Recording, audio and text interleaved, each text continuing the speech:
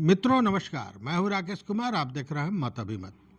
छठ आ गया, दीपावली तो है ही, छठ भी आ गया। अब जो घर की महिलाएं हैं, जो बेटी हैं, जो बुआ हैं, जो बहन हैं, वो बहुत से लोग अपने नैहर आती हैं। मैं आज ये घटना इसलिए कर रहा हूं कि मैं कल एक मित्र के यहाँ गया था। अमूमन इसके पूर्व देखता था, जब घर के सारे लोग आते थे तो बड़ी हंसी खुशी का माहौल होता था। और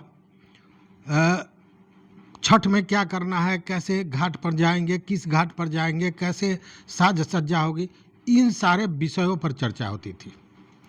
और मैं जब कल वहाँ गया तो स्थिति गमगीन, पूरा गंभीर सा माहौल। चर्चा ये हो रही है कि सर्वे में, वंशावली में क्या दिया गया, मेरा नाम क्यों छोड़ दिया गया। ठीक है, हम नहीं लेते, बुआ जी का कहना था हम नहीं लेते, लेकिन मेरा नाम क्यों छोड़ दिया, क्या मैं वंश से भी अलग हो गई। अब देखिए कितनी बड़ी बात है। ठीक है, मैं पैसा नहीं लेती, उनका कहना था, लेकिन क्या मैं वंश के बाहर की हूँ, मैं वंश की नहीं हूँ कि वंशावली में मेरा नाम तक नहीं आया। अब ये जो हमने सुना तो लगा कि देखिए ये सर्वे ने किस तरह लोगों में वैमनस्य भर दिया है, या यूं कहें कि रिश्तों में दरार ला दिया है। और इसी पर जैसे मैंने कल भी एक वीडियो दिया था जिसमें कहा था कि हर हाल में वंशावली में नाम दीजिएगा। आप हिस्सेदारी दें न दें ये बात की बात है, लेकिन नाम जरूर दीजिएगा। अगर आप नहीं देते हैं तो कल को परेशानी ज़्यादा बढ़ सकती है।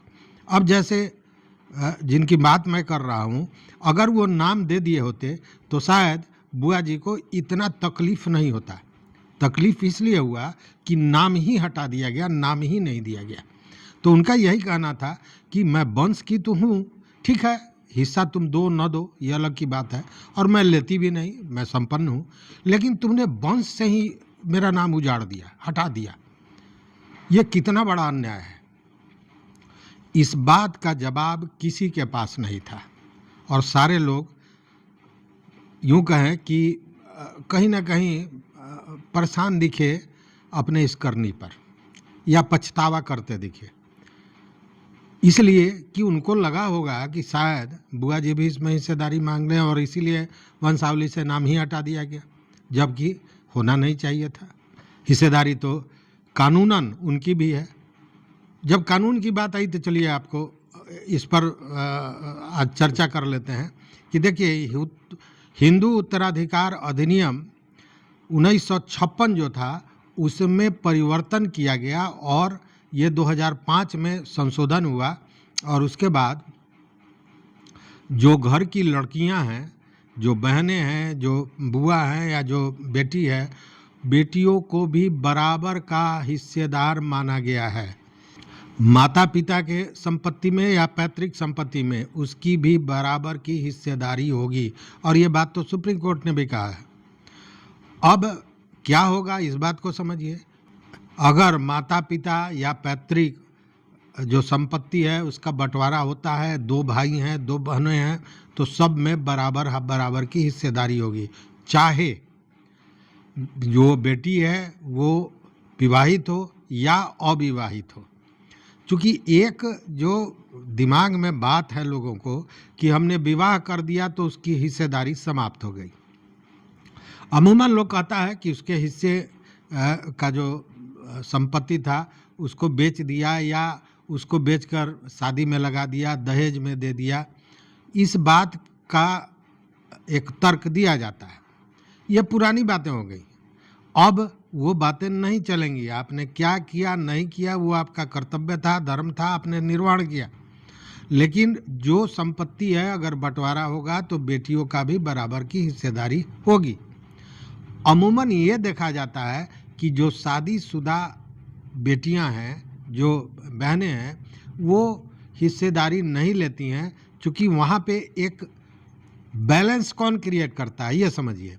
बैलेंस क्रिएट करता है कि उनके घर में भी तो जो उनका ससुराल है उनके घर में की भी तो बहनें हैं, तो वो भी अगर वहाँ से हिस्सेदारी मांगने लगें तब फिर उनको बुरा लगता है। इसलिए एक ये बैलेंस बना हुआ है। अमूमन नहीं लेता है लोग। अब कोई जानबूझकर कहे कि नहीं मुझे चाहिए ही, या लोभ पकड़ ले। देखिए ज़मीन में बड़ा लोभ होता है, अच्छे अच्छे लोगों के मन में लोभ पैदा हो जाता है। और कारण ये है कि जिस ज़मीन को लोग समझते थे कि अरे इसको क्या लेना है, जंगल है, परती पड़ा हुआ है, रोड से इतना दूर है, ये सारे तर्क अब फेल हो गए। क्योंकि जो जंगल था वो वहाँ पे अट्टालिकाएं बन रही हैं, जो परती था वहाँ पे कॉलोनी बस गया है, जो कहते थे कि जहाँ सड़क नहीं है तो पता चल रहा है कि वहाँ तक सड़कें पहुँच गई हैं। तो इसके चलते ज़मीन की कीमत बढ़ गई। जब कीमत बढ़ गई तो भाई मामला तो नगद नारायण का है। और जब संपत्ति की बात आएगी, पैसे की बात आएगी, नगद नारायण की बात आएगी, तो फिर वहाँ पे लोभ तो हो जाता है। मानव प्रकृति है, लोभ हो जाता है। वैसे में बहुत लोग हिस्सेदारी मांगते भी हैं। कई ऐसी घटनाएं हुई हैं जहाँ हिस्सेदारी के लिए जो भाई बहन कल तक खूब अच्छे रिलेशन में थे, उनका रिलेशन खराब हो गया है केवल इस हिस्सेदारी को लेकर। बहुत से ऐसे लोग हैं जिनका रिलेशन बहुत अच्छा नहीं था। बहुत अच्छा नहीं था मतलब कि राखी में भाई साहब जाते थे, राखी बंधवा लेते थे, उतना ही तक स्थिति बनी हुई थी। लेकिन जब ये सर्वे हुआ, बंसावली बना, भाई साहब ने बंसावली में अपनी प्यारी बहना का नाम भी दिया और उनसे बात किया, तो बहना ने कह दिया कि भैया हमको इसमें हिस्सेदारी नहीं चाहिए। तो वो जो एक दिन साल में राखी का संबंध हुआ करता था, अब वो संबंध 365 दिन का है। रोज़ भाई साहब पूछते हैं कि दीदी क्या हाल है, छोटी बहन क्या हाल है, और बहन को भी अच्छा लग रहा है अब। तो कहीं रिश्ते टूटे हैं तो कहीं बिखरे हैं, और कहीं जो टूटे हुए रिश्ते थे वो बने भी हैं। हर सिक्का का दो पहलू होता है, सब काम में कुछ नकारात्मक होता है, कुछ सकारात्मक होता है। तो यहाँ भी सकारात्मक चीज़ें भी हैं। इसीलिए जो सर्वे में बंसावली में जिन लोगों ने नाम नहीं दिया है उन्होंने तो गलती की है, इससे इनकार नहीं किया जा सकता है। लेकिन अभी तो हम अधिकारों की बात कर रहे थे, तो बेटियों को अधिकार है, चाहे वो विवाहित हों या अविवाहित हों। हाँ, एक जगह ऐसा है कि उस परिस्थिति में बेटी, बहन या बुआ को, बेटी को खासकर हिस्सेदारी नहीं मिलेगी, और वो है वसीयत का। अगर माता पिता ने वसीयत कर दिया और उसके बाद उनकी मृत्यु होती है और वसीयत में उन्होंने बेटी को अलग कर रखा है, तो बेटी को नहीं मिलेगा हिस्सेदारी। लेकिन अगर कोई वसीयत नहीं है और तब अगर बंटवारा होता है तो उसमें वो बराबर की हकदार होगी। अब जैसे एक और मौका आता है, वो मौका ये है कि अगर पिता बिना किसी वसीयत किए हुए या बंटवारा किए हुए पिता की मृत्यु हो जाती है, तो पिता की मृत्यु हो जाती है तो जो माता जी हैं, जो अब विधवा हैं, वो उस संपत्ति की मालकिन हो जाती हैं। और तब ये उन पर डिपेंड करता है कि वो किसे, कितना, कैसे हिस्सेदारी देंगी। वैसी स्थिति में वो बेटी को कम दे सकती हैं या नहीं भी दे सकती हैं, ये उन पर निर्भर करता है। लेकिन जब बंटवारा होगा तो बेटी का हिस्सेदारी से इनकार नहीं किया जा सकता है, बराबर के वो हिस्सेदार होगी। इसीलिए मेरा मानना ये है कि वंशावली से नाम हटाकर, और जो मैं कल देखा हूँ और उसी पर ये वीडियो मुझे बनाने की प्रेरणा मिली कि ये बताना चाहिए लोगों को कि ये कितना, देखिए कितना भावुक बात है कि भैया हिस्सेदारी तो नहीं दी तुमने, तो वंश से ही हमको बाहर कर दिया। कितना मतलब ये हृदय को छू जाने वाली बात कही गई। और सारे लोग चुप थे, सारे लोगों का सर नीचा हो गया था। उनको कहीं ना कहीं ये लग रहा था कि हमने गलत किया है, जबकि कहना था कि मुझे संपत्ति की तो ज़रूरत थी नहीं, तो फिर नाम क्यों हटाया। तो इस तरह की चीज़ें हैं, हो रही हैं।